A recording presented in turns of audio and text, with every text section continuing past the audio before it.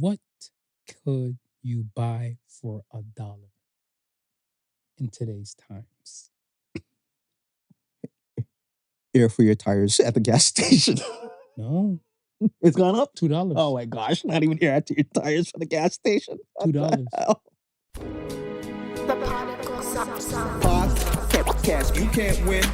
Talking a good game, you can't win. Topics never lame, you can't win. Win. Watch your average Joseph. Marvelous. It's ridiculously funny. All right. What's up, everybody? I'm Nice Guy Marvelous. Ding. And I'm certified Joseph. We are the Podical Sons. So let's start this show. They know it's problematic when it starts I'm like sorry. that. I'm They're like, sorry. what's wrong with these dudes? I'm sorry. Like, comment, subscribe, all the above, all streaming platforms possible. Podical Sons It's Podcast. good to be certified, man. I gotta let it know, bro. I'm not mad at the energy. man. I'm certified. I'm not mad at the Put energy, some man. respect on it. All streaming platforms possible. Podical Sons Podcast. We're here. YouTube, Spotify. You can see these faces and stuff as well. Mhm.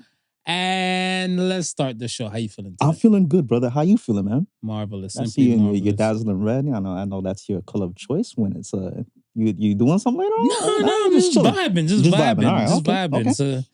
So what is it? I heard Nappy Roots and stuff, whatever, yesterday, that it's gonna be a good day. You know, the kids, Yeah. I was like, yo, I messed with the track because I want to say maybe when it came out, I was probably too more focused on the go. Right. And then I'm looking at stuff, whatever, like, cause in the hook when the kids are singing, like, all my homies gonna ride today. Ain't nobody gotta cry today. Ain't nobody gotta die today. Yeah. You can save that drama for another Another day. day, yes. You know what I'm Yeah, saying? sounds And I'm dope, looking man. like, yeah, like it's gonna be a good day. So it was just vibing, just happy to be alive and stuff. And you It's know? actually a great day outside. You been outside yet? Yeah. it's nice outside. Yeah. I'm loving it. Not mad at that. Whatever. All right. All right. Let's get Poll to time? Poll time.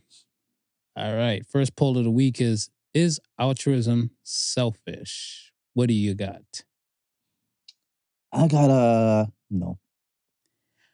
It's a 50-50 split. What was your take on it? I'm gonna toss up a no and yes, but I want to say more on a yes. Okay. So I'll tell you, and this is why I would say yes, and I get why most people say no. Yeah. So why I said yes and stuff, because I look at it as where, Well, I mean, I'm not to say that my audience is lacking any sort of how should I say it, linguistic skills, but you might need to you want to say call people stiff you head. might need to let how them know dare what you? the word means. Altruism is another word for, I want to say, like, selfless. So you'll kind of just do more for others than you'll do for yourself. And being altruistic would be like a person who just does that, Yeah. right?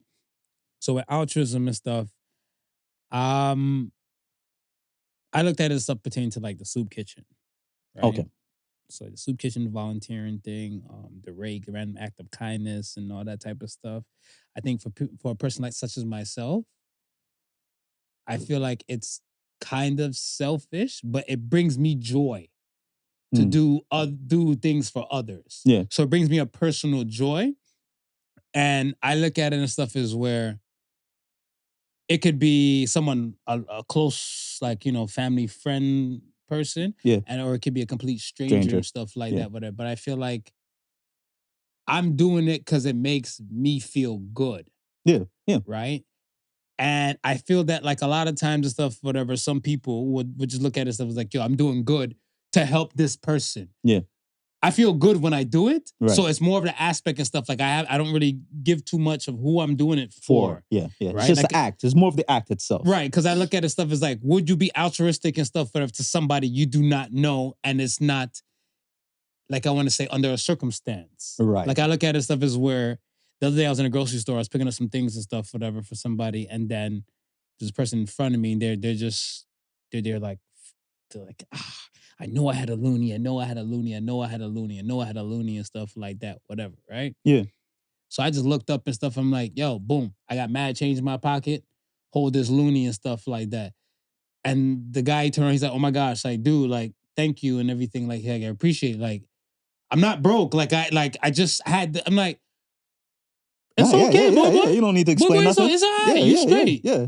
You straight and everything like that. And the guy felt like he had to pay it back. Right. Like some space, shape, or form and stuff. But I was like, yo, just pay it forward. Pay it forward. Pay it forward and stuff, whatever, right? So I don't really give a damn who it is. Yeah. Like, I look at him like, I was able to help somebody today. So I think it's more of a self-fulfilling type of thing for myself. Yeah. That's why I can see, like, from the yes side. Yeah. Okay. Right? Yeah. So tell me about the no side. Why you say no?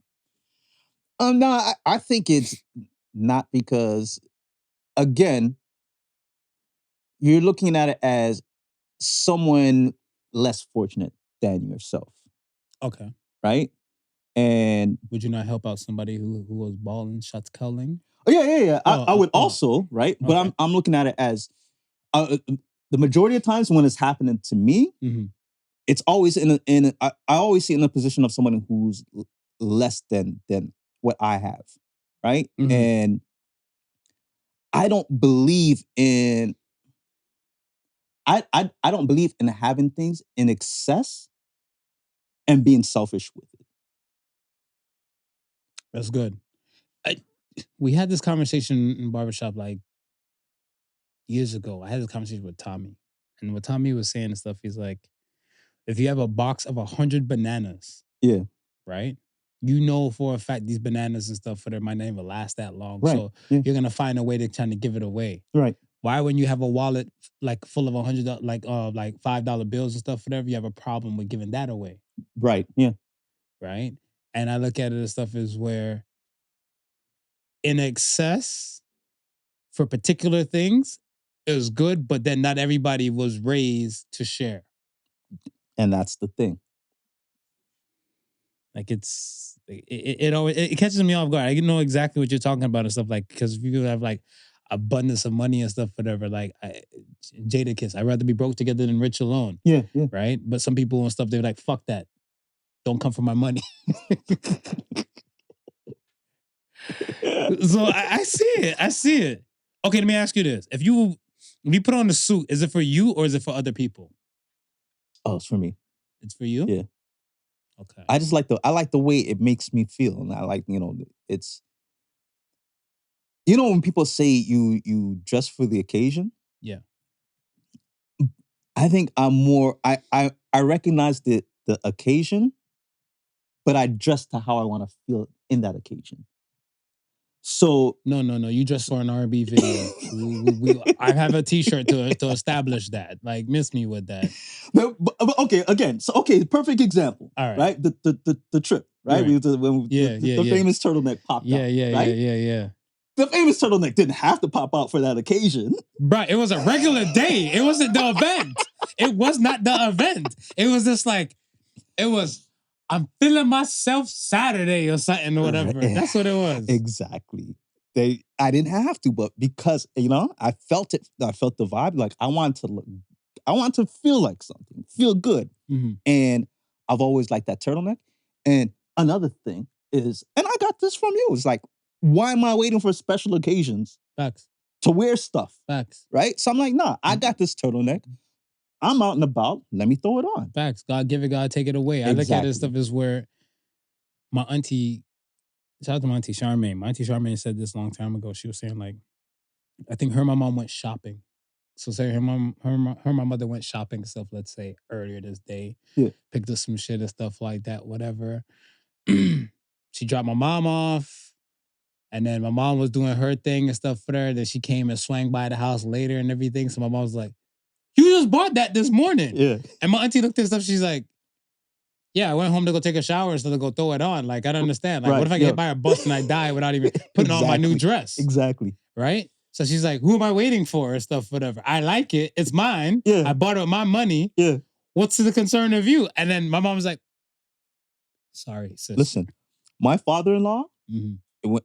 if he's out and about and he goes out and if he so happens to be shopping and if he buys a pair of shoes, the moment he buys those pair of shoes, he's putting them on and the shoes that he wore is going in the box. Yeah. I seen people do that. Yeah.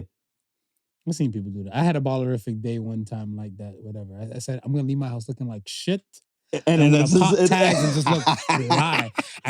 It was a different kind of feeling. Because I left in like some sleep bottoms. Right. I had my keys, I had my wallet, my cash, and everything like that. They even looked at me funny style and stuff, whatever. I walked into like the Foot Locker first to buy the kicks. I was like, yeah.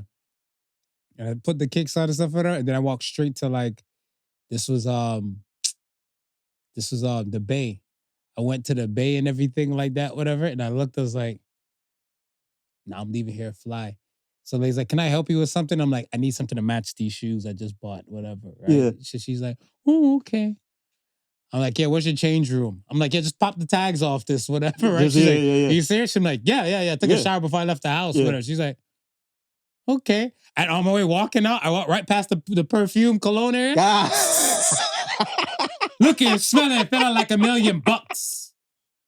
And might tell me shit. I was the shit that day. I'm telling you. But no, I get the vibe. I feel it. I get it.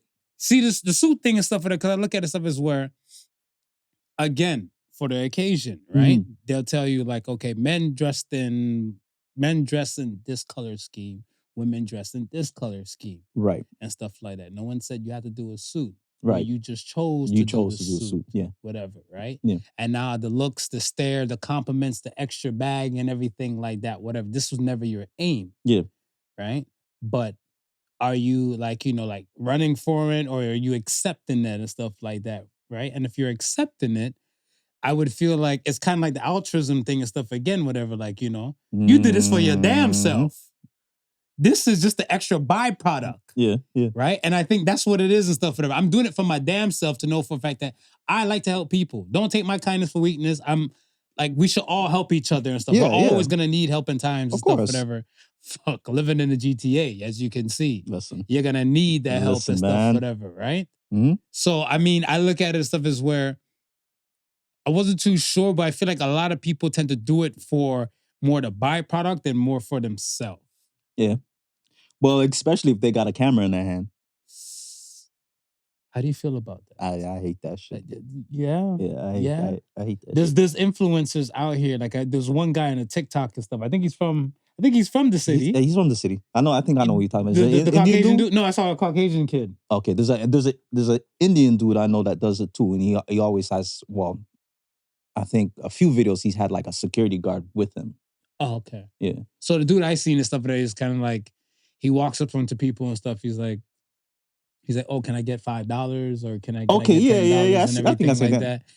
And they're like, sure. And then they give him like, $10 and stuff like that, whatever. He's like, you know what? Because you're so great, I'm going to give you $100. Right. So he just boom, boom, boom. But it's all caught on camera.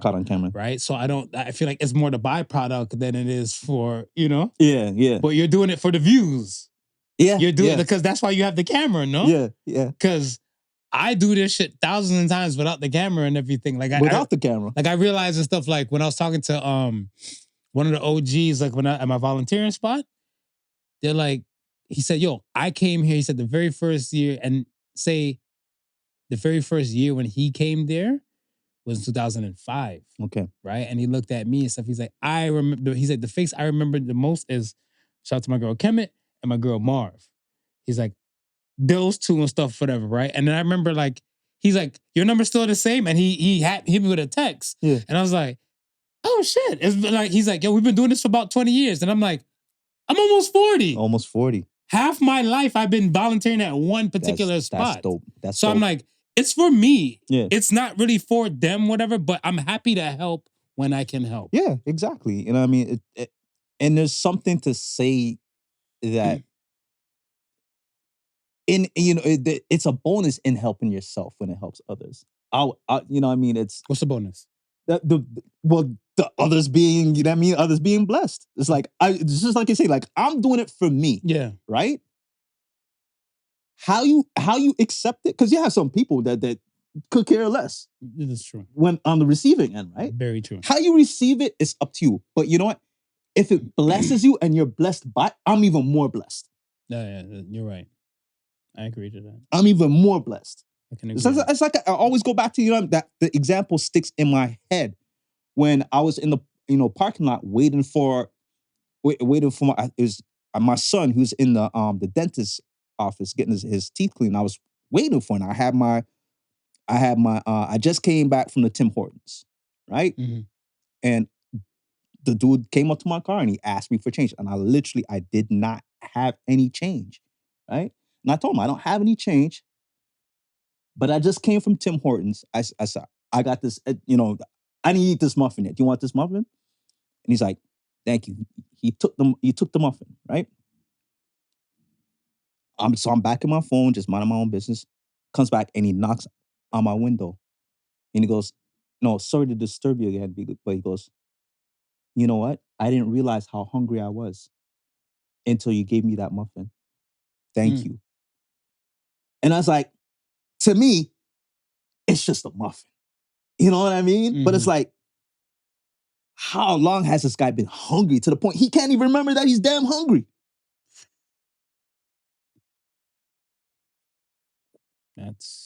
That's heavy. Yes, I'm That's like, heavy. bro. And then after he came back, I said, Marv, I went into my wallet and I was like, you know what? I'm gonna buy you something to drink. So follow him. And I took my card because I didn't have the change. Right. Got him something to drink to wash it down with. I was like, no, because if you're hungry, I'm pretty sure you're thirsty too. Mm-hmm. So let's make this a complete meal. It ain't a big meal, but at least there's something in your stomach. Yeah, that's why I kind of get the purpose for the influencers, I would call them influencers. Yeah. To do these, these random acts of kindness on camera to kind of motivate people. Yeah, and stuff, because I want to say when you're witnessing it, you don't really lose hope on humanity. You kind of gain a little bit more, perspective on humanity. Yeah.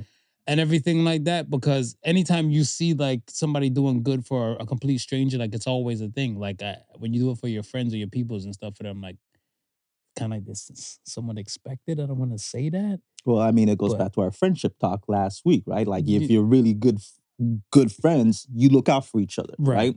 And then that's part of it. Right. So I look at it stuff as where when they're doing these things for the random folks on camera, I was like, I hope your aim is to purely motivate. Yeah. I hope. But then again, I don't know set people, I never had conversation with set people, so I can know what's going on in their world. Right. Because, I mean, this is one way, and then let's say if their platform switches over to go from helping rando people on the street to now, all right, we're selling t-shirts, so buyafish.com and everything oh, okay, so you were doing all of that to get you a little fame and attention. Get your Helping Henry t-shirts. Helping Henry. I'm not mad at that. Yeah, that's it. All right. It's just shout out to all the people who are, on the receiving end of these good things. Yeah, and shout out to the givers. The receivers and those who are giving genuinely. I mean, whether you're doing it for those or you're doing it for yourself, I think the fact that it's being done, we don't want to overlook that. No. And it's just we're just however you do it, it's your way of giving back. We're not overlooking that point. It's just posing a question to you. I mean, because I look at especially the homeless population, right? Yeah. How did we get to a point when the homeless population kind of got looked over? And we know there's a homeless population, but it's kind of when they see him, when most people see him in public, yeah, or live and direct, yeah, does the altruism stop? Because there's been studies where you can put an animal tied up and stuff for their motherfuckers to come by, pet the animal, give the animal water and all this type of stuff, swap the animal out, put a human dressed up in costume to look like he or she may be homeless and less fortunate. Yeah. And people just walk on by. Yeah. So that's something keep fucking around. Most of the population gonna be homeless in the near future. You gonna need that help. So you might as well give it when you can. Because that might be you. I don't think these iRobots gonna be compassionate when they see you on the street. They're not gonna see you. They might be jump up hey, you got any change? Hello there. I pay everything with my master's card, and I just have to scan my eyeballs. Yeah, that's it. Can you buy me some coffee with it? Your voice is not recognizing this Tesla bot. Like, you will learn that day. You'll learn. All right. Next question was, is it cool to hate the villain? What do you got? If it's cool to hate the villain? Yes.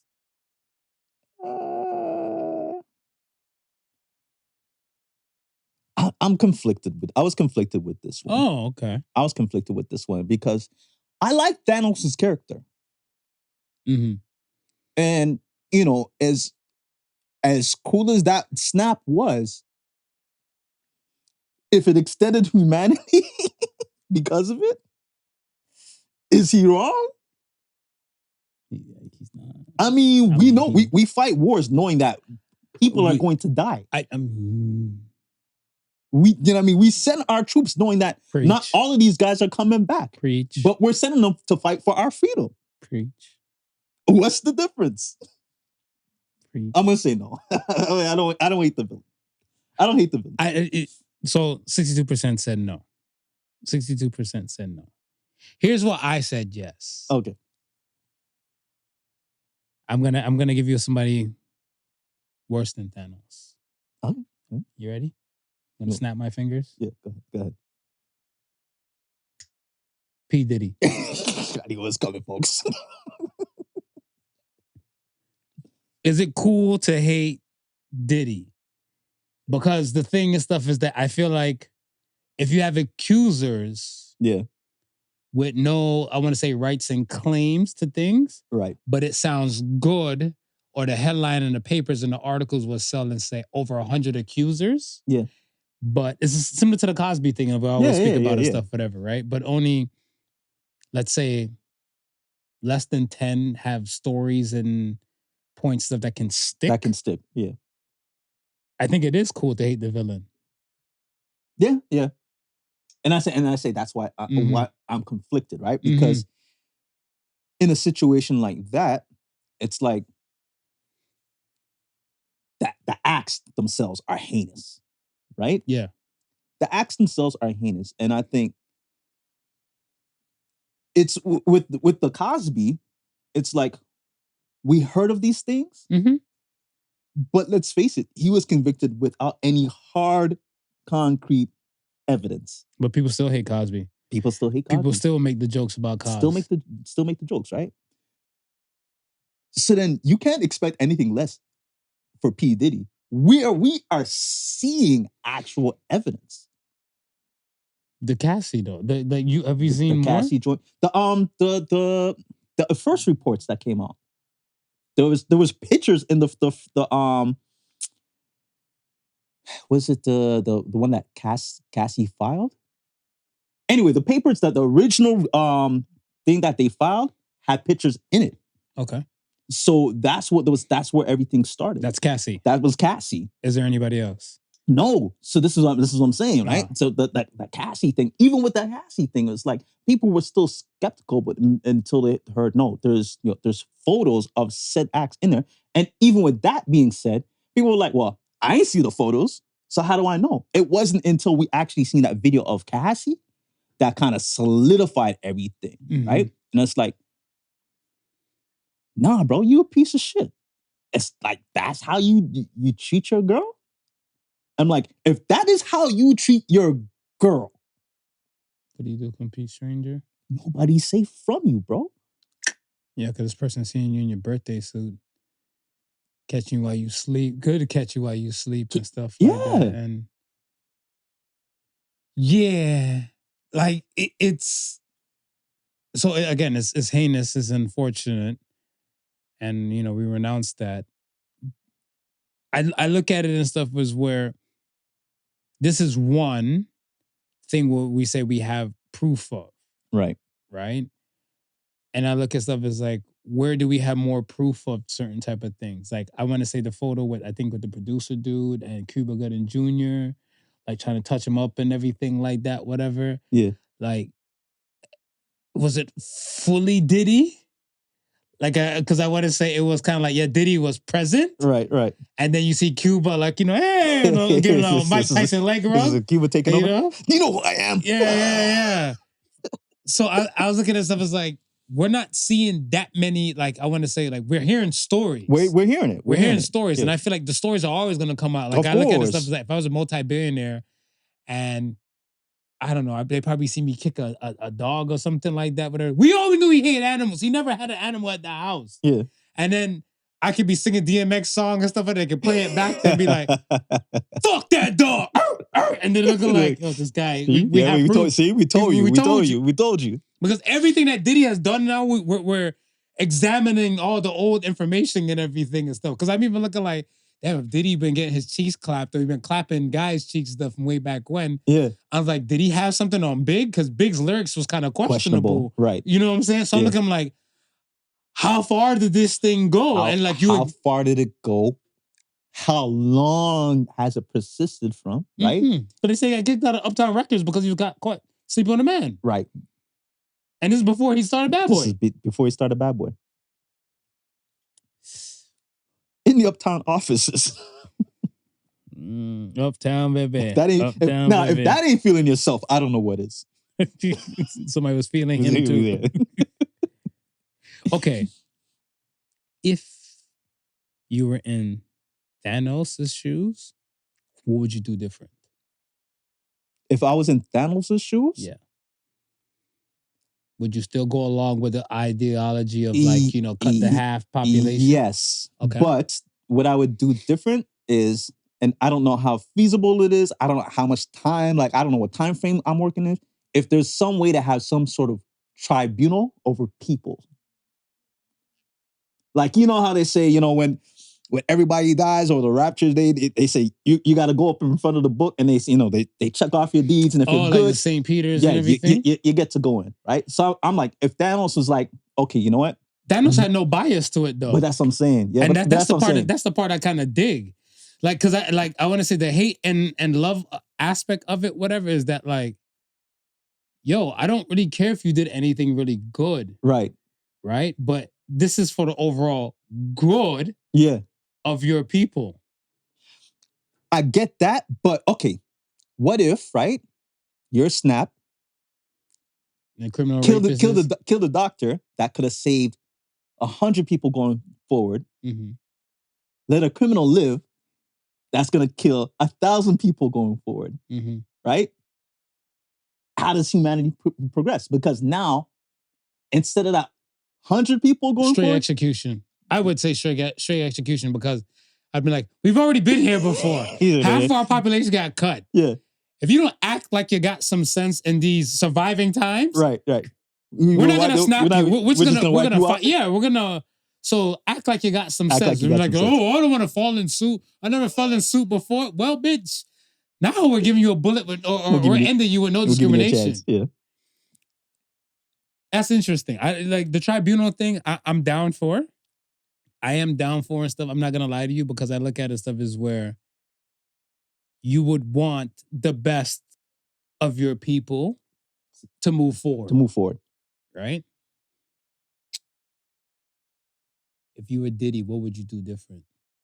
If I was Diddy, what would I do different? Yeah. And we're talking about before you got caught, before the Cassie incident.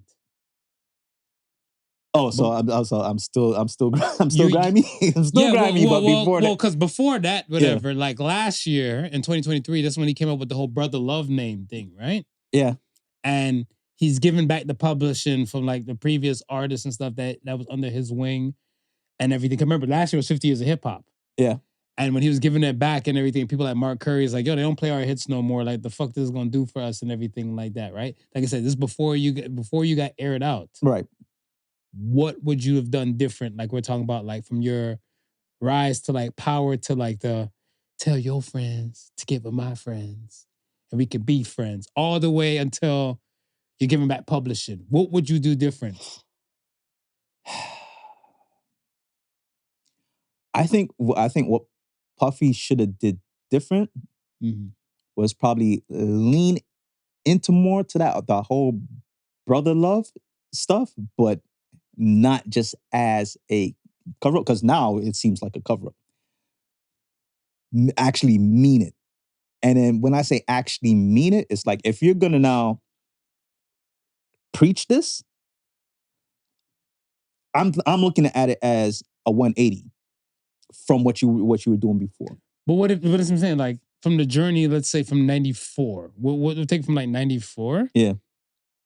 to 2023, right? You might have come to this epiphany. Yeah. At 2023. Like you might have like, I don't know, let's say a catalyst might have happened the day before, and you're like, enough, you wake up the following day, enough is enough, it's time for a change. To be quite honest, if I'm looking at it from that time frame, I think the only opportunity or chance that he had for himself would have been to pull himself out of it. Like out of that whole atmosphere itself. Because I think like walk away. Yeah, because that atmosphere is conducive to the behavior. That's the part where I'm trying to get at. Yeah. Because I feel like a lot of people who have milk budget is speaking about a person who has a champagne budget. Yeah. It's not the same. It's not the same. Right? Because I look at it stuff as where I don't want to say I would be that bad, but I know my attitude and bravado would be different. Consider the fact that like you were told you have 15 minutes of spotlight. Yeah. Or 15 minutes in the limelight. Yeah. You fucking took the limelight. You made lemonade out of it. And you're still there. And you're still there. You're still prevalent, equivalent. Like, you know how many songs I've heard? I want to say I'm from the 2000 era, like that time and stuff. I was like in my club stage and stuff like that. And I want to say there's so many lyrics stuff I heard, like, you know, like I want to shine like Puff. I hope Puff knows, like I want Puff to know my name or Puff recognize my name. Last week, me and Puff, we were both in Aspen with 10 chicks, both of us laughing. So I'm looking, I'm like you said, you're in that atmosphere. You're in that atmosphere. That vibe and that energy of you will be different. Like, I feel like a Cuba Gooding, like, you know, do you know who I am? Yeah. A lot of that bravado and stuff would be there. Yeah, it's there. It's there. Right? And I think, like, the people who walk away like a Chappelle, right? It's big. Like, to me, that's insurmountable. Yeah. Because I look at the stuff as where you're there, you've been clawing and itching, like we're like from, let's say, like Ned Professor, right? With Chappelle, because he was the one with the shit locks, yeah, right? To all of that, to now your stand-ups are taking off, to Killing Me Softly, all this type of stuff, Comedy Central money coming in, you're like, yo, this is a lot. Yeah, I'm walking away. Mm-hmm. Not a lot of individuals can do that. Not a lot. They wait till their limelight is done. Yeah, and then they want to like equivalent to the walk away thing, but it's kind of like, you ran out of funds. You ran out of the spotlight. You ran out of funds. time. You ran out of spotlight. It wasn't by a given choice. Nope. But again, like I said, the people are just constantly looking at stuff. I was like, I said to somebody the other day and stuff, I'm like, if you were Diddy being Diddy and stuff in that time and stuff, what would you do different? You're Sean John Combs. You've now created a record label. Yeah. Put some funds in your pocket. You have artists under your belt. Now you're seen. You're now a household name. You're dating an actress. She blows up like this. So now it's kind of like star power now. Like every woman is looking at you like, shit, he was with J-Lo. He basically made J-Lo. I think and again, that's why Cassie Rent. And again, the atmosphere. And I say this because the acts that you are doing and you're being accused of, I'm willing to put myself out there and say that you've witnessed that shit. You've seen people get away with it because you're within that atmosphere, and you believe in your heart, being in this atmosphere, you're safe. You will get away with that shit too. That you're safe. You will be in that shit too. And we see it, right? It's like the Harvey Absolutely. Weinsteins, these guys are not the only guys behaving badly in Hollywood. No. Like, no. I would, like, remember, you know my slogan, give me 50 mil, I tell you how I feel. Yeah. The vibe would be different with me. But I think the thing and stuff is that I think you and we spoke about it. And I said, if you tried to be a millionaire in your 20s or be a millionaire in your 40s. Right. Right. And I look at it stuff is where I think I've learned so much more about myself and stuff where I wouldn't squander, waste, or do things that wouldn't be soul fulfilling more than a dopamine hit. Right. Right. And I feel like a lot of times and stuff, at specific times in your life is more of a dopamine hit because I can do it. Yeah, yeah, Right. So if you're in that atmosphere, like, or in that vibe, like I can do it. yeah. This is why. This Like, is you why. know, if you went to I want to say some pull up at somebody else's house and stuff for like a one-off freak off and stuff like that, whatever. You ain't got no funds in your pocket. Might be an issue. You might get a possible rape call and stuff for there in your case. You had a Diddy freak off type of thing, whatever. I'm safe because I can do it. I can do it. Right. And like you're saying, the whole atmosphere, it does hold that. Going back, and this is when all this is gone down, Mhm. I kept thinking back to now R. Kelly. Mhm. How much of this shit was going down? It was going down during that time. Oh, for sure.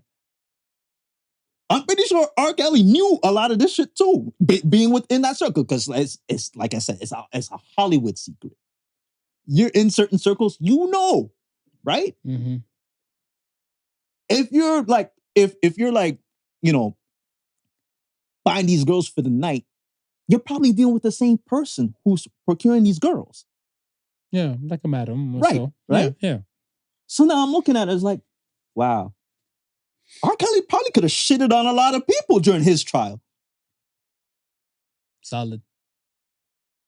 Semi-solid. Semi-solid. Kind of more fluid with the P, but yeah. But he could have shitted on a lot of people, but he didn't. Absolutely. But he didn't, right? So it's like, it makes you think, like, again, you put the monster to rest. If he had said something then, how much of Puffy's activities would have been able to be, would have just slid under the table going forward?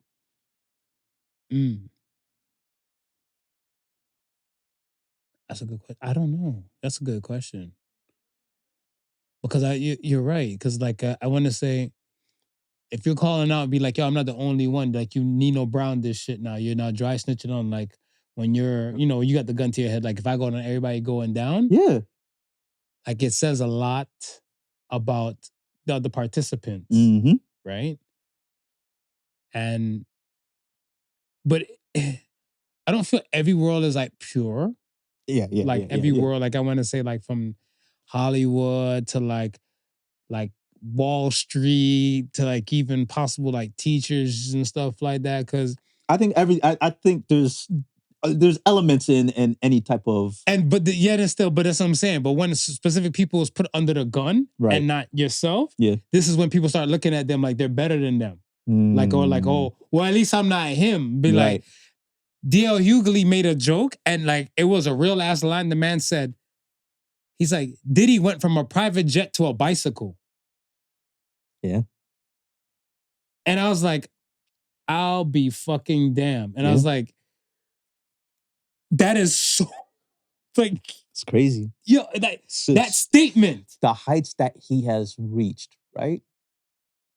had private jet money. And just going back to what you were saying earlier, like back, you know, in the 2000s, you were either that was your goalpost, Puffy or Jay-Z. Yeah. You'd have said to yourself, if you can reach these heights as Black businessmen, you've made it. This was we looked at it, these guys, as they've made it. And now people are like him and Han if they should take Ciroc shots now. We're like, I don't know. He doesn't own it no more. He made Ciroc. He made Ciroc. He made Ciroc for what it is. It's like Diddy. Even whatever company it's still Diddy. It's Diddy. So if you morally want to question and stuff, if should you get the shot of Ciroc and everything like that, guess what? You believed into the brand, so you bought into the brand. You bought into the brand. You would not be drinking Ciroc today if it was not Diddy. Let's be clear. 100. Let's be clear. Just like back in the day, y'all wouldn't have been drinking Ace of Spades if it wasn't for Jay-Z. 100. Yeah, this is crazy. All right, man. Let's move on. We'll move on. Let's move on. The whole world's talking about Diddy more than Jesus. That's crazy. It's crazy. What's up? You wanted to say something? Oh no, I was gonna ask you. Back into Canadian politics. Mm. Do you think Trudeau got any life left in him? You think this is it? What, for a run? You think this is it? He's got a few cabinet ministers calling for him to step down, Yeah. right? And I think just last week, I think it was 2 or 3 cabinet ministers that resigned from their position. Oh, that was last. Oh, I have felt like it happened before. No, Yeah, it has happened before. Oh, okay. These are recent. These are more recent. Yeah, these are recent. Yee. So no, I don't think he has any life in it. But remember, he's single. I don't vote for single politicians. So he was near shooing anyway. Yeah, you need a wifey. You need a wifey. But certain things and stuff, I want to say there's certain monikers and stuff that kind of show like a loyalty and everything like that, whatever, right? Yeah. The man can't be loyal to his wife. Like, fuck you think he can be loyal to your country for? He don't know you. He had babies with this lady. He don't know you.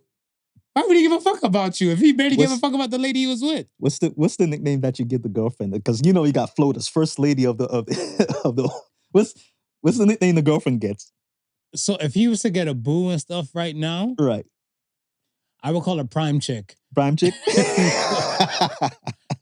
I would call her prime chick. Prime chick. Because the wifey, like he was prime minister. Yeah. She was the prime queen. She was prime queen. She prime queen. Because like queen. Remember, like there's presidents, and then there's first ladies. First lady, right? There's prime ministers, and like some of the prime ministers are women too, right? Some of them are women too. So I'm looking like, as a prime guy, prime guy, a prime chick, whatever, right? And I look at stuff as like, yeah, if you're just dating and stuff, and you're like, this is my shoe in for now, while I'm still in the office and stuff, whatever, and be like, fuck out of here, though. You need to just dump. This is crazy. Yeah. If he had any kind of like inkling and stuff, like he wants to be with a woman, yeah, strictly like off the grid. Like we're talking about like some Bravo 6 going dark.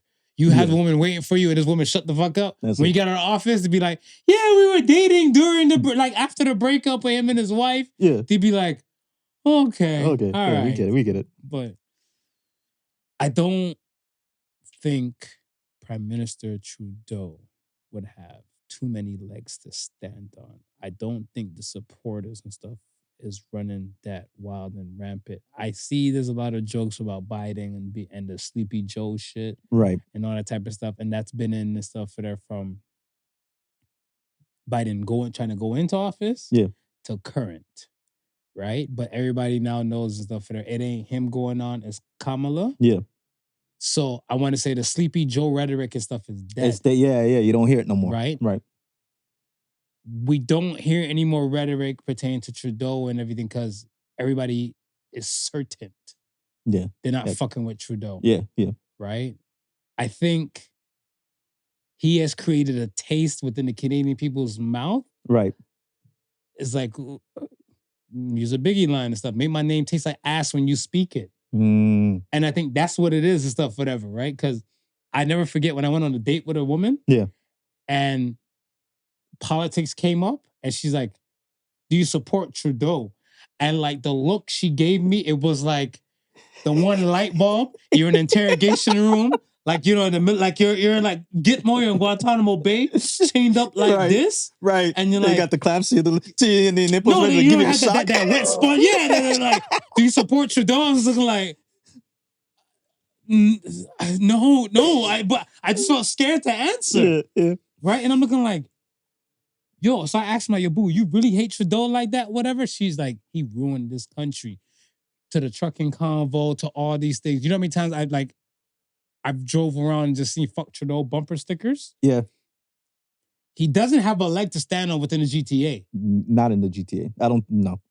The GTA, like, the thing and stuff is they throw a lot of the populists, like we're talking about from the Syrian immigrants to like wherever, like refugees they get within the hub of the GTA. Yeah.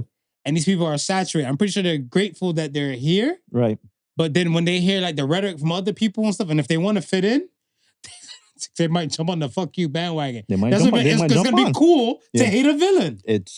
Yeah.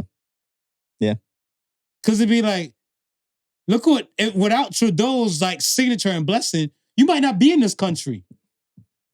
But you're like, there's that. Fuck Trudeau. With the accent heavy and everything too. And you're like, yeah, fuck Trudeau. Fuck Trudeau. But I'm like,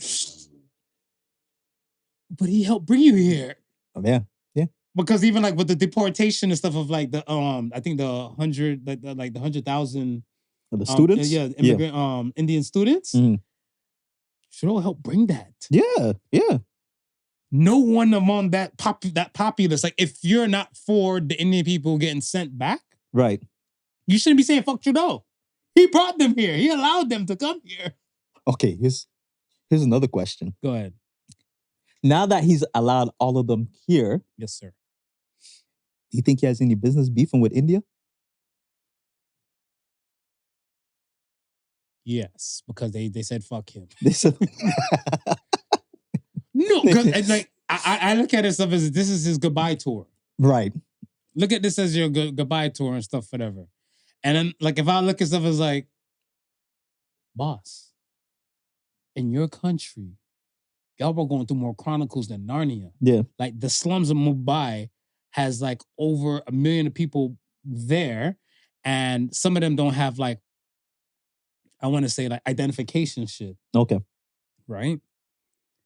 Me as leader of my country, you as leader of your country and stuff like that, whatever. Your people's come to my country. Some of your people are already here in my Already here, country, yeah. established and stuff like that. So now they're looking at to help countrymen Come in. Right. from your country and stuff, whatever, to come here and all this and everything. And I'm allowing them. Yeah. I could be a dick. I could be a Trump and say, no fly zone from India. Right. Right. I did not. Right. I let in even 100,000 of the students and everything and stuff like that here. Whatever they did to my country and stuff, whatever, not gonna hold that against and stuff, whatever. But now it's a fuck me thing and stuff, whatever. And this is my goodbye tour. Yeah. I've done enough for you and your people. Yeah. It's a fuck you. Yeah. So if you want beef, it's whatever. It's clever. It's whatever. That's why I can understand it. I see it. Yeah. I can understand it because like he's done a lot. Like I want to say, remember with the Huawei, Yes. the lady that needs to be like, the US wanted and everything. Yeah, and because stuff like they that. didn't deport her right away. No, but you seen those like the Three Amigo conferences still popping off. Mhm. Could you imagine now like you run the US, I run Mexico, Trudeau is there and everything like that, and be like, yeah, I had a question. Why you don't give the Huawei person the stuff to like? I mean, we're here. We're the Three Amigos. We're the Three Amigos. We're the Three Amigos. We're the Three Amigos. When your amigo wants something. Exactly. Yeah. And he still held it up. Yeah. So it's kind of like,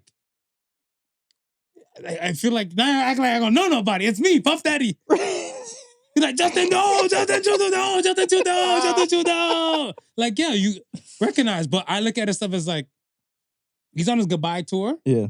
Fuck everybody else thinks about him and stuff, whatever. I'm glad he can still put up the face, put on the suit, stand in front of the camera and everything. Kudos to him. I'm surprised he didn't get a shoe thrown at him. I'm surprised. Like the way they claim they hated Bush. Yeah. They threw a shoe at Bush. Yeah. The way they claiming Trump, whatever, they do one assassination. We're sticking with that. One assassination. Was it really though? It was a plot. There was a plot plan. Plot plan. That's my theory. I'm gonna stick to it. The credible. The other one with the other guy's like, boss, I always walk with guns. My First Amendment thing with her. I wasn't going to kill Trump. I like Trump. And I was like, yeah, we was like, why is a Republican going there with guns and they're claiming it as an assassination attempt number 2? I agree. Like Trudeau is on a different kind of vibe right now. Yeah. We just gotta let it run. Like I want to say to the people who hate Trudeau, this is why you get your ass up and to go vote. Go vote. To the people that Trudeau had let down, shut the fuck up and watch him finish his tour. Yeah. Because you chose this person and stuff as your leader. I want to say for one of the terms, I did choose him. Okay. For one of the terms, I did choose him. I'm open to say that. Yeah. But then when I was looking at stuff, I was like, I think like going into like the pandemic time and stuff, I'm like, damn, Trudeau fucking up. I think with the Syrian thing, it just, you have so many places and stuff, like, I want to say as kind of like a semi-implant to Canada. Yeah. I look at it stuff as where, why would you send people who you're giving status to to a saturated hub. Yeah. I get because they have countrymen and everything like that, whatever. But this is where you pay for the translators and the social workers to Right. deal with these deal with people these people. and populate the places that you need to boom. Yeah. Right? Not talking about like a Kitchener, Waterloo. That's somewhat a little distance from GTA, but like Yeah. the places like Yellowknife and everything, I've never been. Send them there. Well, look, even the Perrys, like you got all like The Perry, Winnipeg, yeah. Saskatchewan, like you have these places where have industries that need developing. Bingo. That's it. That's all I got for Trudeau. Is Bronny going to survive in the NBA's regular season? Have you seen any? Okay, let me ask you. Have you seen any preseason stuff from Bronny? No, I haven't seen any Highlights preseason or games. nothing? No. I've actually, sorry, I did see one commenter, and he was just talking on the play, and he was saying I guess his plus minus is the lowest out of all the people who were in the preseason stuff. Like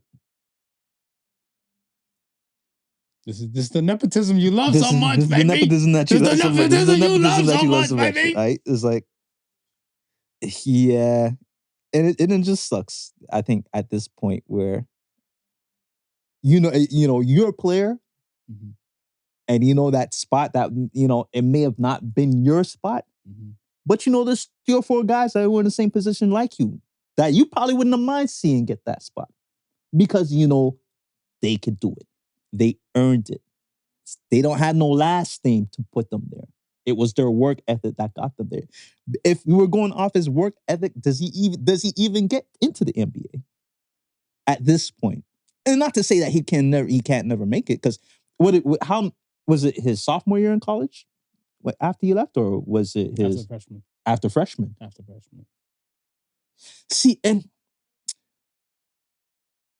I'm thinking I'm really starting to look at the recruitment process. I think it should start after the sophomore year in college. I think even if you're nice enough to leave after freshman, I think you should at least spend more 2 years in college.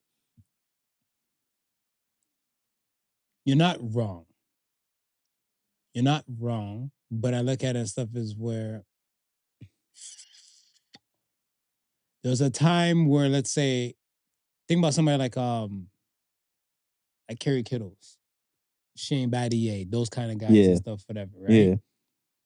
You got these guys and stuff where their skill level and stuff is at least good enough to help a hurting team tread water. Right. You have Bronny go to the Lakers where his father is. Yeah. Dope, create history and Of stuff in the course, NBA yeah. for that, whatever. And I look at it stuff as sorry, and let me be the first to say, if I'm a superstar basketball player and my son's coming up in the ranks, I'm gonna pull that shit too. Yeah, I know you about nepotism. I'm gonna pull that shit too. Yeah. There is a point where, again, like when these people and stuff like the Battiers and stuff like that, but they went to teams and stuff that needed the help, they needed a star, they needed a producer of something and stuff. The Lakers, they've already been. If you're a playoff team, I don't think you're in the conversation. Okay. If you made it to the playoffs, I don't think. Right. Because then the Lakers won that play-in thing in the beginning of last season. Yeah. That play-in tournament. So I think them Lakers being the Lakers, Bronny going there for the pops, that's for publicity. Oh yeah. If he went to a team and stuff that I would say that like, fuck, come to the Raptors. Raptors need restructuring. They would have gave it probably like a more time and everything and stuff. Yeah. But I feel like a lot of the guys and stuff who don't have like that name behind them, they move more hungrier. Like so to speak and stuff. What I want to say, if LeBron James is eating steak, if he's eating Kobe steak, Bronny's definitely eating Wagyu just on the strength of who his father is. Some people don't have that access. Some people, whatever, right? So now they're just gonna go bust their ass and go do all the above and stuff to try and just make a name and stuff for themselves. I'm not saying he's not trying to make a name. Yeah.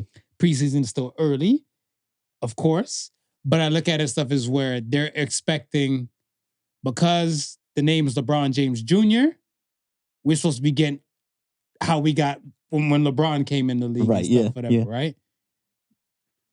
But and again, so and that's why I'm going back to like at least 2 years in college, right? Because You get a little more For- time to grow. yeah, and forget about what your skill level is in college. They're making sure that fundamentals are ingrained in you. So you'll find a lot of players in the NBA are role players because they know the fundamentals are solid.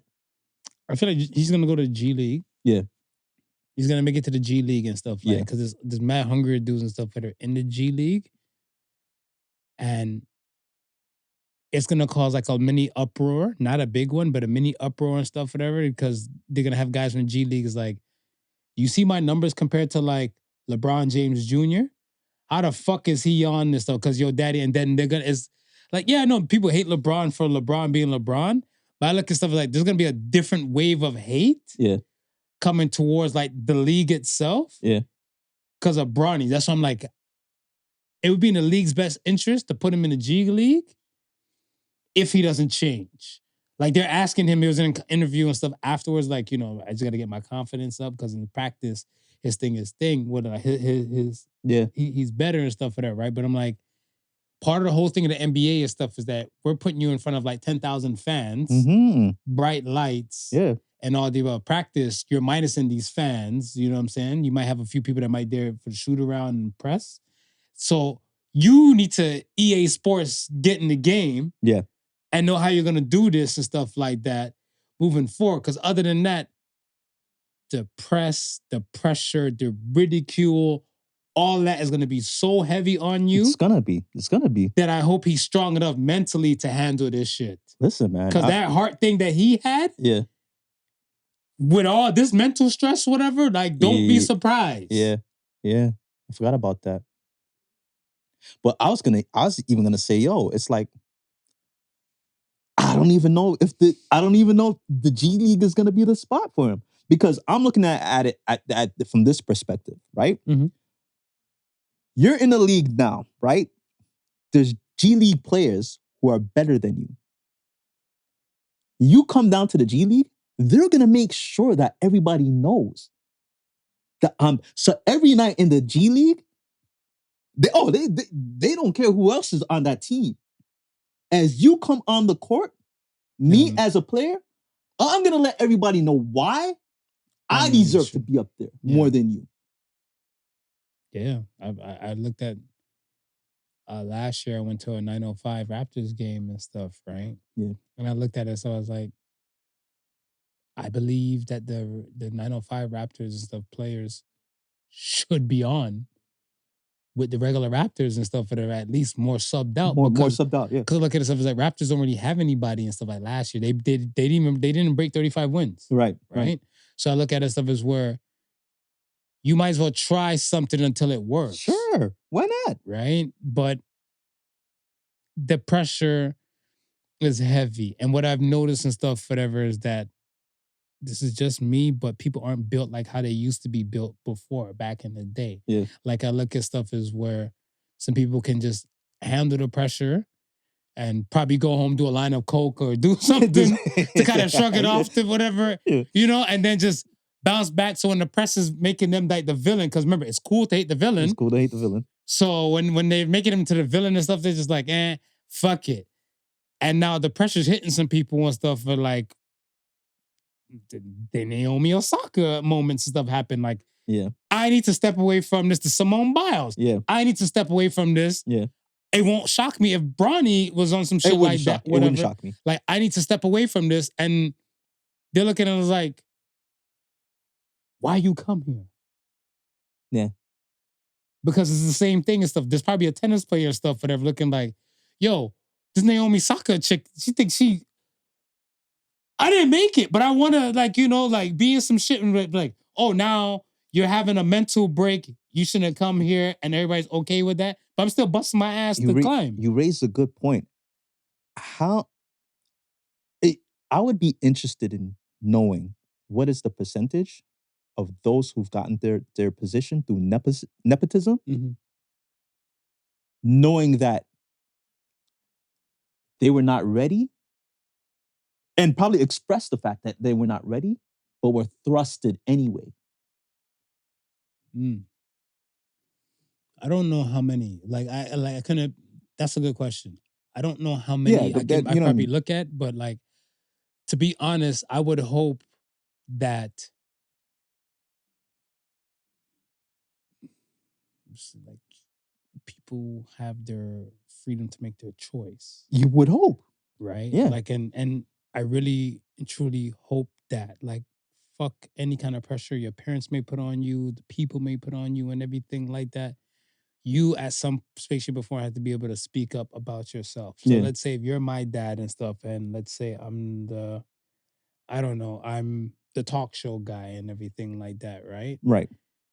And I look at stuff as like, yo, I don't want this. And I say it out in public and everything like that, then at least they can say, well, Smooth is too hard on his son and stuff Yeah. like that. Yeah. And all the above. Like Britney Spears and her father situation. Right. Cause it's like there's some part like where we seen Britney is like mentally unstable. Yeah. And her father's like, all right, I got this. And then now we look at the father and stuff, it's like he's the villain, but he's like, we let her shave off her head. Yeah. We let her do whatever the hell. We let Yeah. her hop out limos, you know, showing the cooch Yeah. and everything like that. You guys cuss that she has no body and stuff. Right. And now I'm trying to give her structure and guidance and stuff for them. Now it's a problem. Like, I feel like some people need the push. Some people need the push. Some people honestly and truly need the push and stuff to kind of get them into like in line. Right. Right. But you still have your voice and speak about what you're comfortable with and understand the power of no and what you're not comfortable And what you're with. not comfortable with. Yeah. Right? Like, I feel like, let's say somebody like Jalen Brunson, where his father works for the Knicks. Yes. Right? Mhm. I feel like he's probably been hooping because of his father. Yes. But then there's a point in time and stuff, whatever, where it's kind of like, you got to want this for your damn self. Yeah. Yeah. Of course. Right? Like, I look at it stuff as like, I come from an old school kind of world where like some of the old heads, they're not too fond of like braids and plaits and everything, especially Yeah. the gentlemen, the men and everything like that, Yeah. whatever. So they probably look like, it's probably look at him like, fuck you doing with your hair? Jalen Brunson, I just want to be me and just don't layups and let my hair dangle. Like, you know? Right. And he's probably like, but it's him. Yeah. It's him. Yeah. I feel like it's not as too much of his father. It's more of him. Right. And it's kind of like he used the name to kind of like give him a little extra doors open when the doors would have been closed. When the doors would have been closed. Without the name. Yeah. Right? When you're using doors fully and you have no use of the doors. And you have no use of the doors. Problems. Yeah.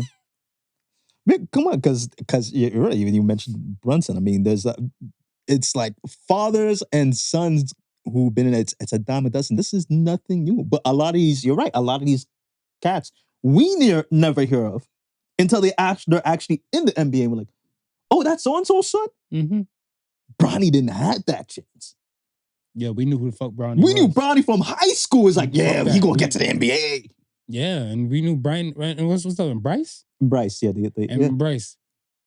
I think Bryce can ball a little bit better A than little bit Bronny. better. Yeah. Because he has more body mass. Mm, He has more body mass than Bronny to me. Yeah. Right? But we'll see. We'll see. let's see.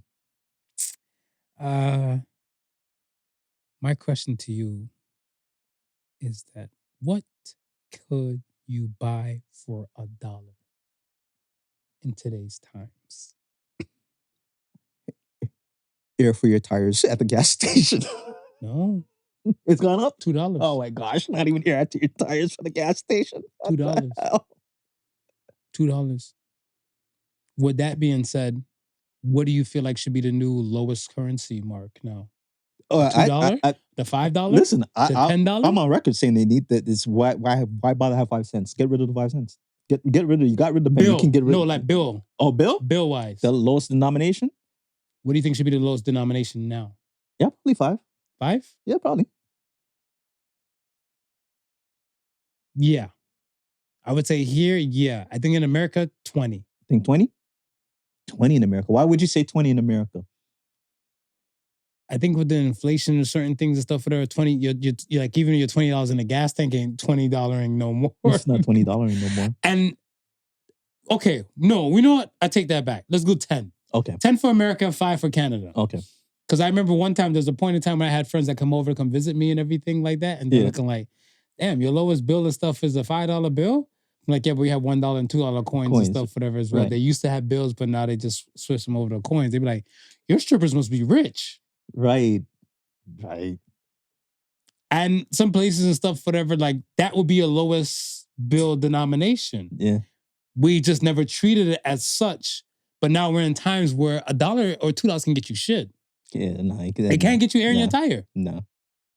Before, it used to be like 50 or 75 cents. It used to be free. It used to then be it went free. So I'm looking at stuff like, what could you get for $1? And if you can't get anything and stuff for there for like $1 or $2, $5 bill should be the thing. There's nothing you can get for $1. And it used to be air, and then now you're saying $2. And I'm pretty sure by a couple years' time, it's gonna be like $2.50. So you're gonna need to throw 50 cents on top of that $2 bill to get you some air in your tire. That's nuts. You never thought of it. No. That's nuts. I better soak up as much free air as I possibly can in these nostrils, buddy. Yes, sir. I think, what was it? I heard in Mexico and China. Yeah. Don't quote me. They got a tax, an air tax, air quality no, tax. They have bars, oxygen bars. Oxygen bars. So you basically pay for the oxygen and stuff in these places. Yeah. Which makes sense because the oxygen is so... The pollution and stuff is that bad. So you're paying for air. That's just insane. You couldn't create a place to be like, this is a free air hub. Yeah. No. You have to pay for it. It's just... Even just the concept of an oxygen bar. I'm going to go get oxygenated. They go walk outside. It depends. Yeah, you're tuned. Right. Depends on where you are. With these Tesla bots and these automated like drivers and all these other type of things, there's gonna be more cars, more things on the road, more pollution. Yeah. Solar panels are like very pollutant to create for like an environment and stuff like that, whatever. So I'm like, things are just gonna... to step out your house, you gotta put the mask on. Yes. Yeah.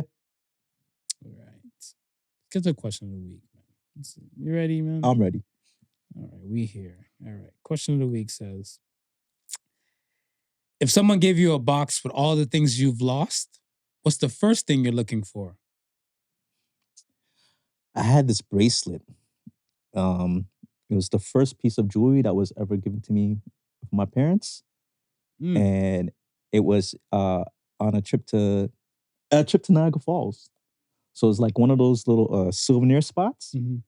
And then you could get your name engraved on it. So it was yeah. So it was a silver bracelet, and when I would put that thing on, you couldn't tell me shit, man, because it's like I got a piece of jewelry, right? Mm-hmm. And then so this was like maybe 7 or 8 at the time, and I lost it, right? Mm-hmm. And I was so upset that I lost it. Couple years later, a janitor found it in the play yard at school and gave it back to me. And it's like, and at that time, it was too tight because couldn't find where the extra links that they took out of it at the time to fit my small wrist was. So, and I just kept it, just as a souvenir thing. And then eventually I lost that. But that was like, anytime I look at my jewelry and it's like, always, my mind always flashes back to that because it's like, this is the first thing that, I would say, of any type of value as far as precious metals or anything like that, my parents had given me. And it's like, and I think the fact that it was engraved with my name on it, it was like so dope to me. It was like, it wasn't gold or nothing, but it was something I could wear. And I was like, I got a piece of jewelry on. So yeah, that would probably be the first thing I look at. It's like, did they find my bracelet again?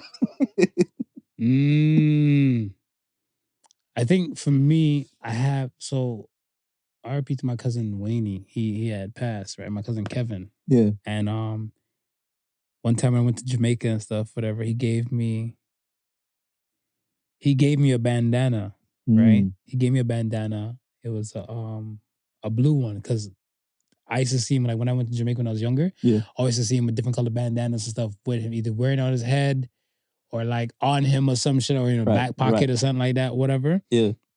And you know the bandana with that little, the design and everything, how they were. I fucked around, left it, and I think another time when he was coming up from Jamaica, he kept it. Mm. And he put it to the side for me. Yeah. Because I think when he came from Jamaica, I think he went to Cleveland. Okay. So, no, he went to New York, and then he went to Cleveland and stuff like that, whatever. And then when we bumped heads and stuff in Cleveland, he's like, yo, I have something for you. Right. He's like, remember I gave you this when you were like 7 years old? I was like, from then, I've kind of cherished it. Yeah.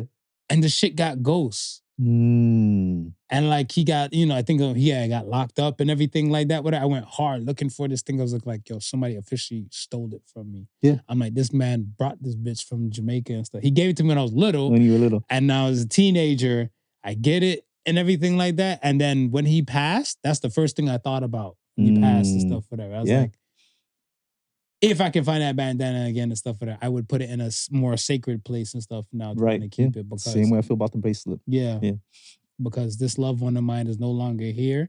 And the first attempt at him giving me something, like, fucking dumbass kid. You lose shit after I give it to you. After you wanted it. Yeah. And now, all right, here. And I'm looking like, yay, I'm holding on to this shit. And like, for the death of me, when I was moving up and down and stuff, whatever, I think even before I came to Canada, I was like, yo, I can't find Wayne's bandana. And then when he died, I was like, that's so fucked up. I never found the bandana and stuff again. So it's like, I wouldn't mind a few things to be like in the box, but that's the first thing I'm looking for. Whatever. I'm looking. Somebody allegedly stole one of my Street Fighter Sega Genesis games. Yeah. They're like, oh, I lost it. No. Marv don't lose shit. Marv don't lose shit. Y'all stole it from me. When I find the culprit we'll on the confessions like Usher, because Street Fighter came out for Super Nintendo. Yeah. So when it came out for Sega Genesis, I'm like, I've arrived. And then, because remember, Super didn't allow blood. No. That's like the Mortal Kombat. There's no blood code. Yeah. Sega's is like, fuck it. Do what you want. We're like, the adult console. Yes. And then my Street Fighter just went missing. I was like, son of bitches. But yeah. We gotta do a pod about old school consoles that we grew up with. Yeah. Those things, I look at it as where, check this. Out of the old school consoles that you had, right? Which one are you willing to spend today's markup price for? So let's say something like the Dreamcast. I don't know. Let's say Dreamcast back then cost $200. Yeah. Right? Equivalent now would probably be PlayStation prices. Right. Yeah. Would you be willing to spend $500 for a Dreamcast? Not for a Dreamcast. Maybe for an N64. For N64? Maybe for N64. N64s are not that bad in price range and stuff for like today's price. Yeah. I'm not gonna lie to you and stuff for that. They're not that bad. It's just hard to find. Hard to find. And because now that people are letting them go. Right. And the solid games for it is even harder to find. Yes. Well, I mean the price. You're gonna we're looking at stuff from eBay is bootleg God. Mm-hmm. I would say bootleg God and stuff, whatever, but I feel like if somebody goes on Amazon and say, look here, I have 3 copies of GoldenEye and I'm selling each copy and stuff for like $500. Right. There's going to be some people who's going to shut up and pay for that. Yeah. I think when you're on eBay and stuff, and now we're like doing the auction dance stuff, whatever. Yeah. Somebody might even like, look here, I'm going to start off with 100. And motherfuckers like, yo, I'll start with 200. And then you're seeing a price tag for the finer one, like 2,300. You guys can fuck right off. I'm not. I refuse. All right. Ready for Ask the Sons? I'm ready. First question for Ask the Sons comes from Goody23. Okay, Goody23. Let's hear it. What was the most chaotic moment you've ever witnessed / experienced? Oh. Grade 5. Shout out to Michelle, man. Thank God you didn't say shout out to R. Kelly. I was about to say. Shout out to Michelle. we had a talent night, right? And she said she's gonna lip sync Madonna. So she did Like a virgin? no, this guy. She better been in 5th grade. She better been in 5th grade, but that wasn't the Madonna song. She said it was Holiday.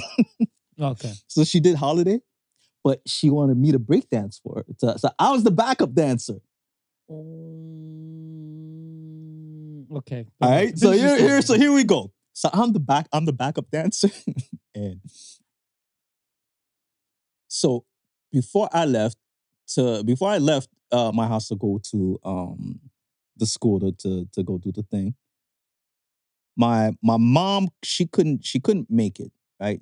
And so I was left to go by myself. But before I left, she gave me some change to buy like snacks or anything. If I got hungry or anything like that. So I said, cool. So this was back when change was change, right? So my pocket full of chains and so forth like that. So now, come performance time, I forget I had the change in my pocket, right? So you gonna hit windmill? So now I'm dancing. Oh my gosh. Oh my gosh. It sounds I'm chaotic. dancing. And then it's my part. This is my solo now, right? So she's at the side now. I'm popping and locking, getting busy and stuff like that. Then I go down on the ground to do my ground routine, right? I do that, kick the feet around a couple times, and all I hear is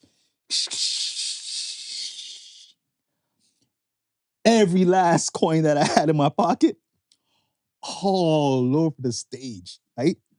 And I'm looking, I'm like, I can't stop dancing. I still gotta perform. The show must go on. The show must go on. Show must still While go on. I'm dancing, the teachers are around me now, trying to gather up all the change that fell in my pocket because they can't leave it on the stage. The next person coming on, they might slip on it, and it's a hazard, right? But why don't we wait till you're done? Yeah, I thought they would have waited until I'm done. But kudos to the teachers because they did gather all my change and gave it back to me. So I did get to grab something after to eat. But that it was so chaotic because I totally forgot, and it's not like I didn't see it. It was just like I was like, oh shit, the change.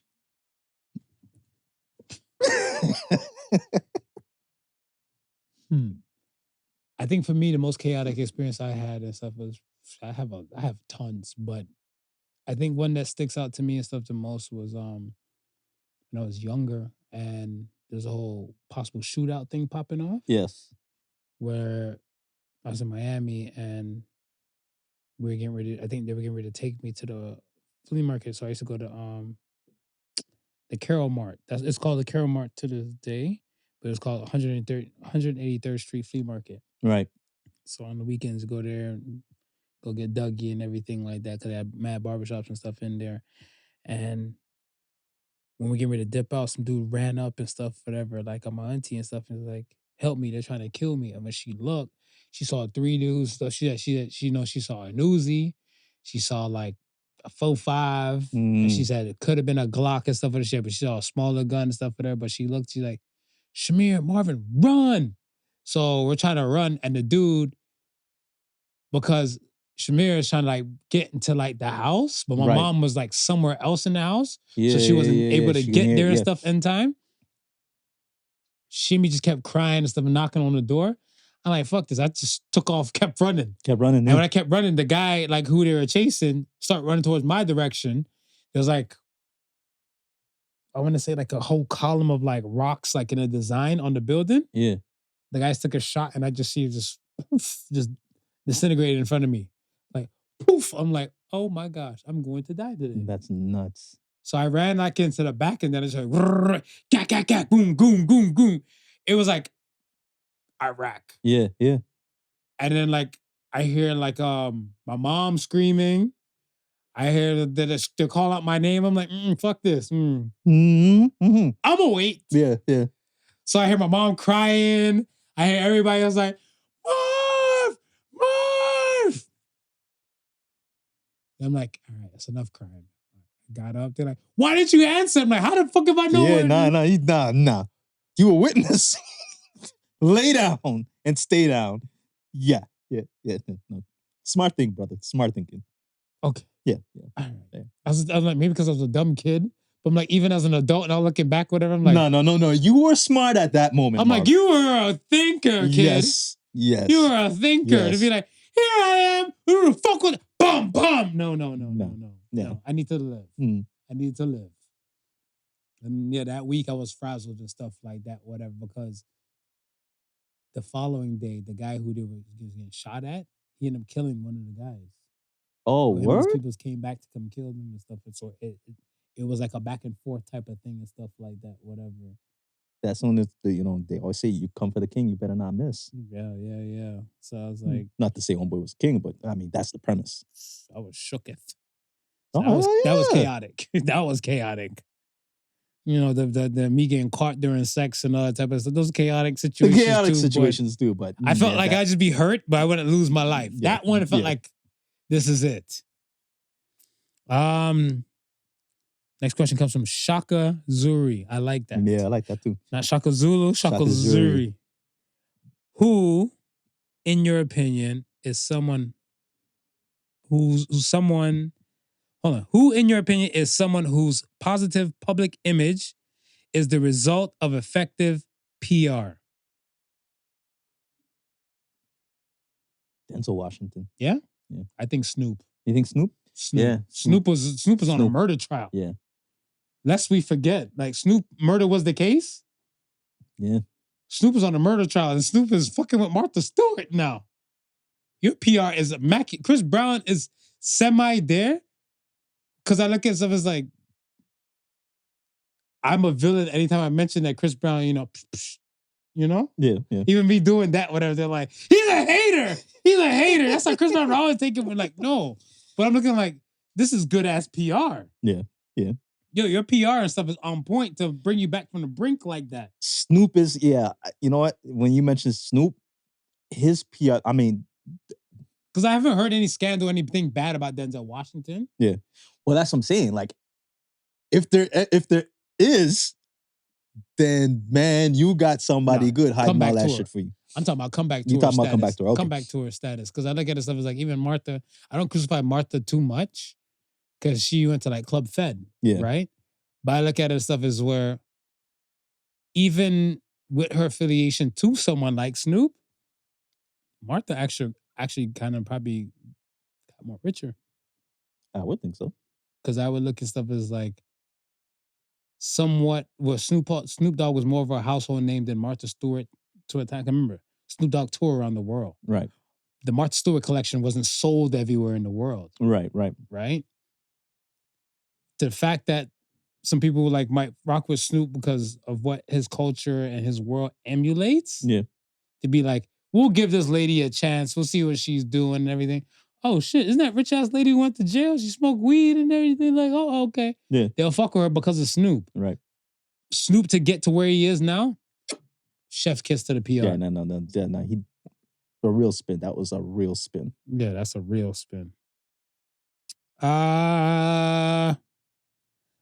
Last question comes from Dr.MonkeyLove. What were you severely unprepared for? Ooh. Yeah, that's a good one. What were you severely unprepared for? Adulting. And it's like big bro and little bro at the same time. Right now at this age bracket. Yeah. Because I'm used to like, remember I used to say a lot, I don't know if you remember, I used to always say, I need an adult. Yeah. I am the adult now. Now you are the adult. People rely on me as an adult to get shit popping now, Yeah. to do shit. Like even when I'm at work and everything like that, whatever, I'm like, I don't know, let's go to somebody else with this shit. I'm like, fuck, I am that somebody else. You are that. You are that guy. Regulate shit. You are that whatever. guy. And I think I wasn't prepared for that. That I would become the OG. Yeah. And I would have to be like the quote unquote the friction fixer. I was never prepared for that. And I think even some things and stuff like even in my personal world, Yeah. where if I had like a little bit of preparedness, or readiness to say like, all right, you know what, you speaking like this or you emulating this and stuff like that, this would people will look at you as a leader, Yeah. right? I just want to live. I get it. I just want to live, but then it's like, what do you recommend, Marv? What do you think we should do? Fuck if I know. Fuck if I know. But I'm looking like, oh, I'm here now. I'm at this point and everything like that. Because even when somebody's like said to me, we went to like a memorial thing for a friend's people's. Yeah. And they're like, yo, say some deep stuff you would say on your podcast. I'm like, oh, fuck. Put me on the spot, why don't you? And so I think whatever, like for that situation, that circumstances and stuff, whatever, like I just kind of gave like something beautiful and stuff like pertaining to death. Yeah. Can't remember exactly how I laid it out, but it was something on the lines of stuff where I was saying the level of regrets. Okay. If you find yourself like leading toward like one day you might like, some people, they feel like they're invincible and then their life gets cut. Yeah. But I'm like, if you're leading a life and stuff where it's at a moderate pace, so one day you can sit down and say, one day I might die. Right. What do I do different? Start with the money. Then start with the love, and then follow through with the wisdom. Right. So make sure like your insurances, your life insurances and all the type of things are established. Yeah. And then with the love and stuff, you want to make sure your bonds with specific peoples and stuff is kind of right. Right. Because I look at stuff as like, when you're in a position and stuff of like the have and the have-nots, a lot of people might see you just living and think you have it all. Yeah. Right? But then when they understand the love and stuff, it's kind of like, oh no, this person's kind of blessed and they know how to move with their money in their mind. Right. So I look at it stuff as where I've said all of this and everybody was in it. This is why he has podcasts. But I'm looking like, no, I wasn't ready for this shit. I came here to show support, eat some snacks, have a little combo. That's why we called on you, Marv. We know you heart some words of wisdom. Boss, remember last week I told you my peoples and stuff is like, yo, we're running late, but I'm already there. They're like, as expected of you. I'm like, as expected of you. Hearing those words, I mean, what was your thought? What was your thought at that point? Fuck everybody. That's what my thought process was. Because I'm like, again, it's like this OG thing and stuff, whatever, right? Yeah. You can count on the OGs. I never thought that, like, I'm going to say I never thought, but I never would have imagined, like, now people would count on me for so many things. Right? And it's crazy, like I want to say at times to think about it, but it's kind of like, you're an adult. Yeah. Right? Like I want to say when I was in my 20s and stuff, I'm an adult, but it's kind of like, no. Like, look at Thanksgiving and stuff, whatever, right? When we were at Thanksgiving and everything like that, whatever. And I think it was Mike, shout out to Mike, that was saying one thing and stuff pertaining to like, yo, let this be an example to the younger ones to know for the fact that like tradition and certain things stuff can kind of get down. Yeah. Eventually, I have to stop showing up to these places to look at to eat. I have to provide the food. Host, you gotta be, yeah. But that's what I'm saying, like, even a conversation like that is kind of like preparedness and stuff, whatever. Right. Because I always looked at stuff like my father, rest his soul, before he passed, he used to make soups for a lot of functions. Yeah. I haven't made a pot of soup yet for the functions. Motherfuckers looking like, we're gonna need some soup for these functions today. I remember Uncle Sex used to make it, Marv. Wagwan. I know I hit you with a couple of those already. I got it besides you. I got it from other people and stuff too. And I'm looking at them like, already. Oh shit. I was severely unprepared to be the OG at this time, but now I have to slowly start to make myself ready for this. Right. So now when somebody calls and stuff, it'd be like, yo, we need you, like, we're having a potluck, do this and stuff, or bring this. I'd be like, can't bring some chips? like, no, we can't survive off chips. Like, and that's the part of stuff, whatever, I feel like for me, I was severely unprepared for. I think it's funny that you say that. I think the only reason why I was kind of sort of prepared for it is because for the longest time, besides my cousin's April Rodney, and Tracy, Mhm. I was the only one of a young age. So everyone else around me was already in adulthood or preparing to enter into adulthood. So So okay, I was so surrounded by adults majority of my time, right? And then what happened after that is that a lot of these adults and my sisters, who might have been not quite at the adult, well at adult stages, but still close enough for me to say, okay, you're still one of us. But they started having kids, right? okay.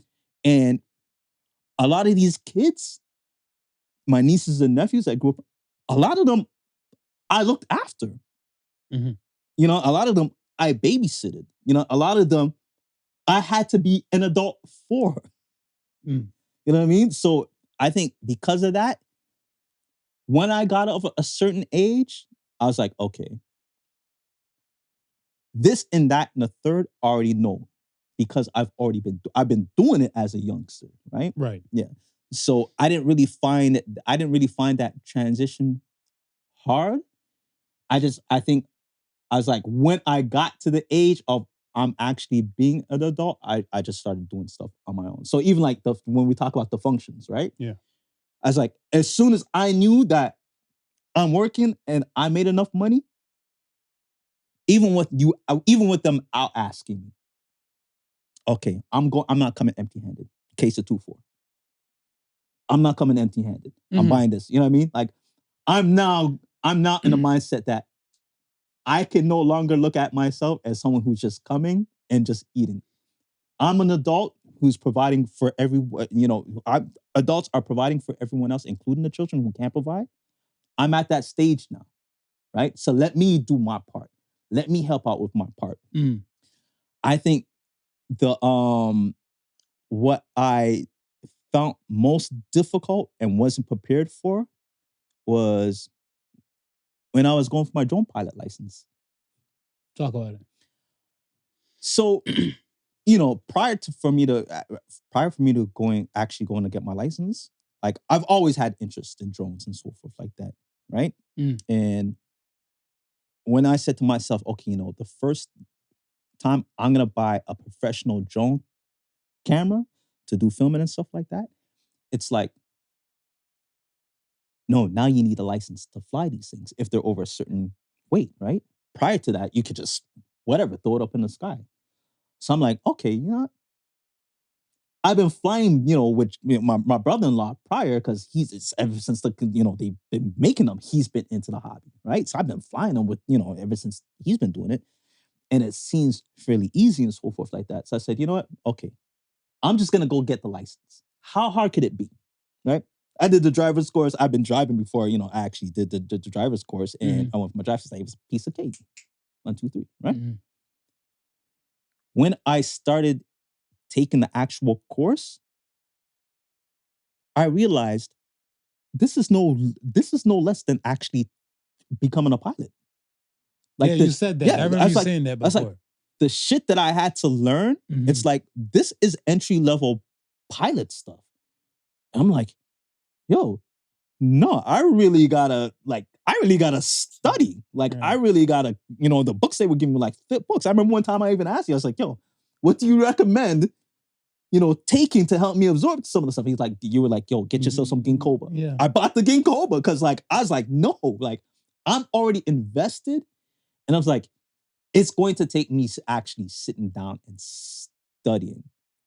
Whereas, you know, people, and then when I go around people and I say, yo, I'm a certified drone pilot, and they're like, yo, you passed that shit? That shit is mad hard. And I'm thinking to myself, well, you know what? And it's like, it's weird because I can see it as a pilot.